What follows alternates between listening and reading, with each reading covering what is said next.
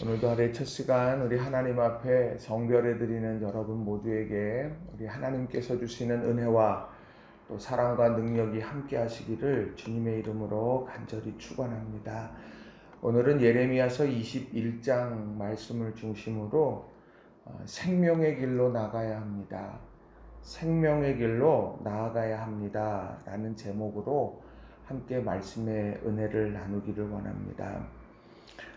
우리들이 삶을 살아갈 때 어떤 길로 가느냐라고 하는 것은 굉장히 중요한 일입니다. 예수님께서도 너희가 세상에 넓은 길을 추구하는 것이 아니라 좁은 길을 찾고 구하고 걸으라 이렇게 말씀하셨습니다. 그리고 왕들의 역사인 열왕기하, 열왕기상 이런 말씀들을 쭉 보시게 되면 다윗의 길로 행했던 왕들과 여로보암의 길로 행했던 왕들이 있습니다. 그러니까 그들의 삶을 어떤 길을 걸어갔느냐라고 하는 것으로 그렇게 판단하고 있고 규명하고 있는 것을 보게 됩니다. 또 신명기서도 보게 되면 그 젖과 꿀이 흐르는 땅에 들어가서 내가 너희에게 생명의 길과 사망의 길을 놓을 것인데 너희들이 어떤 길을 걸어가야 될 것인가 그것을 주의 깊게 살피라고 이야기하시는 것도 우리는 종종 듣습니다. 오늘 본문에서도 그런 사망의 길과 생명의 길이 놓여져 있다 이렇게 말씀을 합니다. 8절의 말씀을 보면 이렇게 말씀을 합니다. 여호와께서 말씀하시기를 보라 내가 너희 앞에 생명의 길과 사망의 길을 두었노라 너는 이 백성에게 전하라 하셨느니라. 그러니까 오늘 하나님께서 예레미야를 통해서 위기 속에 빠져 있는 이런 유다를 향하여서 생명의 길과 사망의 길, 이 둘 중에 어느 길을 택하겠느냐라고 그렇게 묻고 계시다는 겁니다. 오늘 본문의 위기의 내용은 다른 것이 아닙니다. 2절에 나와져 있는 것이 지금 위기예요. 바벨론의 느부갓네살 왕이 우리를 치니 청컨대 너는 우리를 위하여 여호와께 간구하라. 여호와께서 혹시 그의 모든 기적으로 우리를 도와 행하시면 그가 우리를 떠나리라 하니. 바벨론의 느부갓네살 왕이 치러 왔어요. 우리는 그것을 대응할 능력이 없어요. 그래서 하나님께서 도와서 바로 그들이 우리를 떠나게 했으면 좋겠다. 이게 지금 유다가 직면한 일이고 또 유다가 바라는 일이 되더라는 겁니다. 오늘 이런 위기 앞에서 두 갈래 길, 생명의 길과 사망의 길, 과연 그 어느 길을 유다는 택해야 될까요? 마찬가지로 우리의 삶 속에도 하나님은 생명의 길과 사망의 길을 두었다고 우리에게 말씀하시죠. 그 중에 우리는 어떤 길을 선택하면서 살아가야 될까? 두말하면 잔소리죠. 생명의 길로 나아가는 것이 하나님의 뜻일 겁니다. 그렇다고 하면 이 생명의 길로 나아가는 사람의 믿음의 모습이 과연 어떠할까? 오늘 그것을 두 가지로 여러분들과 좀 함께 살펴보고 싶습니다. 자, 첫 번째로는요. 철저히 낮아져서 하나님의 은총을 구해야 한다는 겁니다. 철저히 낮아져서 하나님의 은총을 구해야 한다는 거예요. 자, 2절에 나오는 말씀, 바벨론의 느부갓네살 왕이 유다를 치러 왔습니다. 유다와 바벨론 사이에서 줄타기를 하다가 이 줄타기를 하면서 계속해서 갔던 이 시드기야, 결국에는 바벨론의 느부갓네살 왕이 이제 응분의 조치를 취하게 됩니다. 그래서 유다를 침공하게 됩니다. 이 위기 앞에서 시드기야 왕이 선택했던 것은 선지자를 찾는 일이었습니다. 21장 1절에 보면 이렇게 말해요. 여호와께로부터 예레미야에게 말씀이 임하니라. 시드기야 왕이 말기야의 아들 바수훌과 제사장 마아세야의 아들 스바냐를 예레미야에게 보내니라. 예레미야에게 사람을 보냅니다. 이 위기 앞에서 하나님께서 도우셔야 됩니다. 라고 하는 그러한 어떤 마음의 소망을 가지고 사람들을 보냈겠죠. 그런데 그에게 돌아온 대답은 4절부터 6절에 나오는 말씀입니다. 근데 그 말씀을 이렇게 보게 되면 이 말씀은 그들이 가졌던 기대와는 다른 대답이었습니다. 자, 4절부터 6절의 말씀을 제가 좀 읽어드립니다. 주 이스라엘의 하나님이 말한다.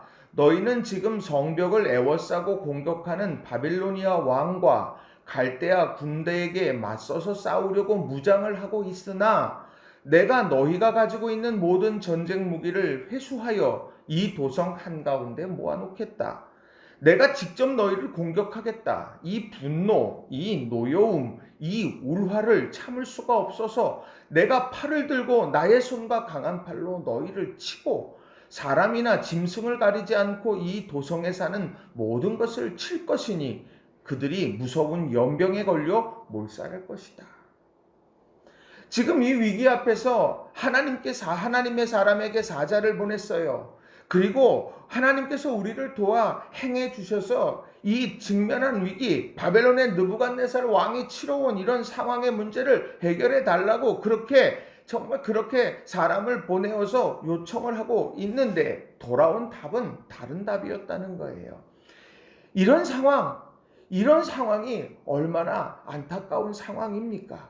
하나님의 의도는 과연 무엇입니까?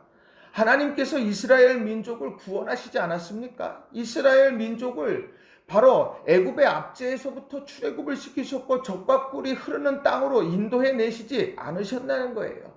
그런데 왜 하나님께서는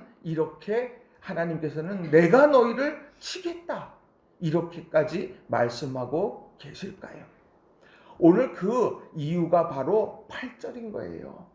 너는 이 백성에게 이렇게 전하여라. 나 주가 말한다. 내가 너희 앞에 생명의 길과 죽음의 길을 둔다.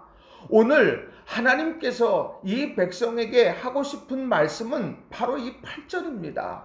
너희가 지금 생명의 길과 사망의 길 사이에 있는데 너희는 왜 한결같이 사망의 길을 택하느냐? 여기에서의 사망의 길은 애굽과 바벨론 사이에서 줄타기를 하고 있었던 시드기야의 모습입니다.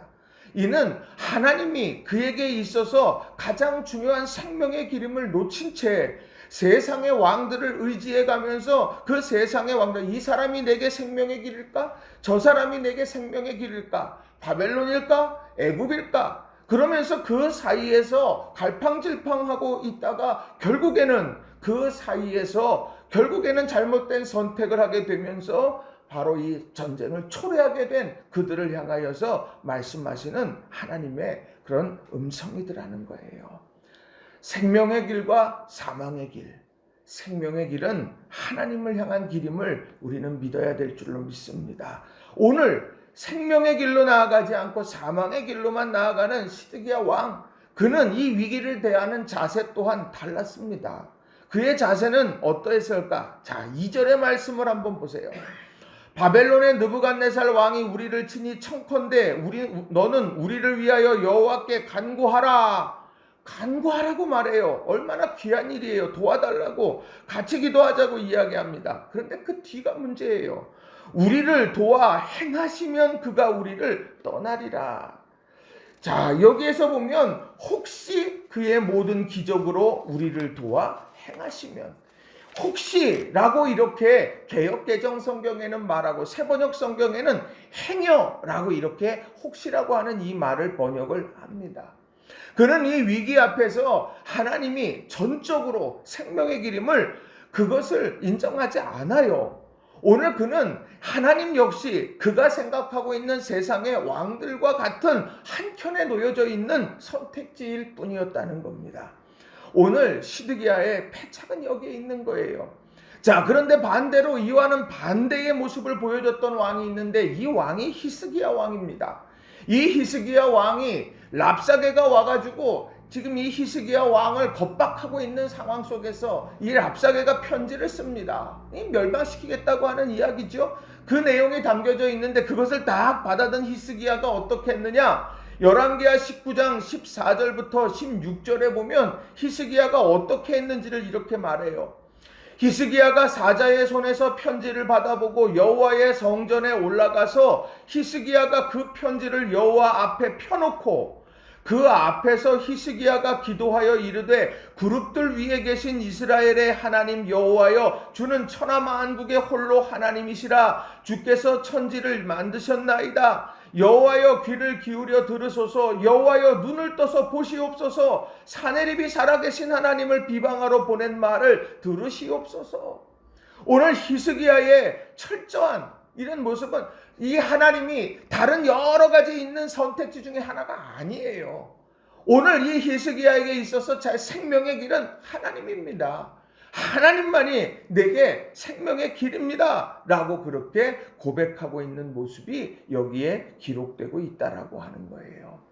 오늘 이 시드기야가 혹시 그의 모든 기적으로 우리를 도와 행하시면이 아니라 여호와께서 반드시 여호와께서 그의 모든 기적으로 우리를 도와 행해 주셔야만 그다 우리 떠나리라. 그렇게 나아갔다면 어떠했을까라고 하는 아쉬움이 남습니다.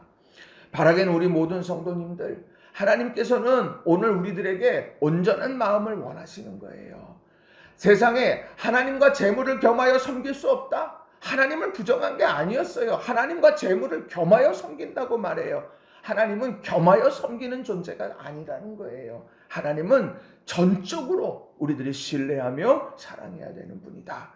이 사실을 우리가 기억하면서 철저하게 자기를 부인하여 낮아짐으로 생명의 하나님을 택하며 그분께 의탁하며 살아가는 저와 여러분이 다 되시기를 주님의 이름으로 간절히 축원합니다.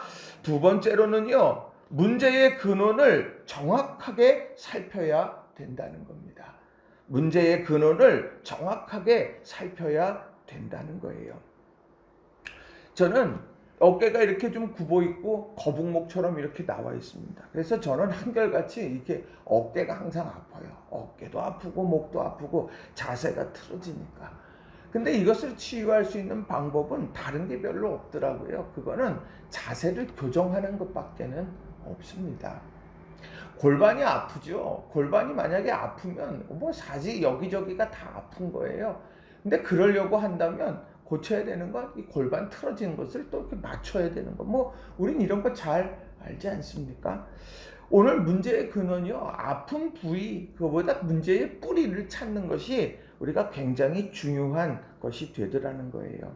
자, 오늘 본문에도 보면은요, 정말 이 유다의 대적이 누굴까? 유다가 지금 해결해야 되는 그런 문제의 당사자가 누굴까? 오늘 그것을 한번 본문 속에서 보면, 자, 13절과 14절에 바로 그 내용들이 쭉 나와요. 자, 이런 말씀입니다. 자, 여호와의 말씀이니라. 골짜기와 평원 바위의 주민아 보라. 너희가 말하기를 누가 내려와서 우리를 치리요 누가 우리의 거처에 들어오리요 하거니와 나는 내 대적이라. 오늘 하나님께서 하시는 말씀이에요. 야, 골짜기와 평원 바위 위에 주민들아 봐라. 이 말씀을 공동번역으로 보면 그래요. 계곡을 굽어보는 예루살렘아, 벌판에 우뚝 솟은 바위야, 내 말을 들어라. 누가 감히 우리에게 달려드느냐? 이 깊은 곳으로 누가 감히 쳐들어오느냐 하고 말한다마는 나 이제 너희를 치리라. 계곡을 굽어보는 예루살렘, 높단 얘기죠. 그러니까 난공불락의 요새인 거예요. 벌판에 우뚝 솟은 바위예요. 그 높은 데서 보기 때문에 누가 감히 달려들 수가 없어요. 그런데 그렇게 해서 이 위기 앞에서 나는 괜찮아, 그렇게 생각할 사람들에게 말하는 거예요. 나는 내 대적이다. 여호와의 말씀이니라. 그러니까 이 얘기는 오늘 지금 바벨론의 느부갓네살 왕이 해결해야 될 숙제, 모든 것인 것처럼 보이지만 실상은 그게 아니라 하나님과의 문제를 풀어야 된다는 걸 이야기하고 있는 거예요. 7절에도 이렇게 말해요. 자, 여호와의 말씀이니라. 그 후에 내가 유다의 왕 시드기야와 그의 신하들과 백성과 이 성읍에서 전염병과 칼과 기근에서 남은 자를 바벨론의 느부갓네살 왕의 손과 그들의 원수의 손과 그들의 생명을 찾는 자들의 손에 넘기리니 그가 칼날로 그들을 치되 측은히 여기지 아니하며 긍휼히 여기지 아니하며 불쌍히 여기지 아니하셨느니라. 하나님께서 느부갓네살 왕의 손과 그의 원수의 손과 그들의 생명을 찾는 자들의 손에 넘기리니라고 말해요. 그러니까 하나님이 이렇게 넘기셨기 때문에 바벨론의 느부갓네살 왕이 지금 쳐들어오고 지금 포위하고 있다는 것을 이야기하는 거예요. 자, 12절엔 더 구체적으로 말을 해요. 여호와께서 이와 같이 말씀하시니라. 다윗의 집이여, 너는 아침마다 정의롭게 판결하여 탈취당한 자를 압박자의 손에서 건지라. 그리하지 아니하면 너희의 악행 때문에 내 분노가 불같이 일어나서 사르리니 능히 끌 자가 없으리라.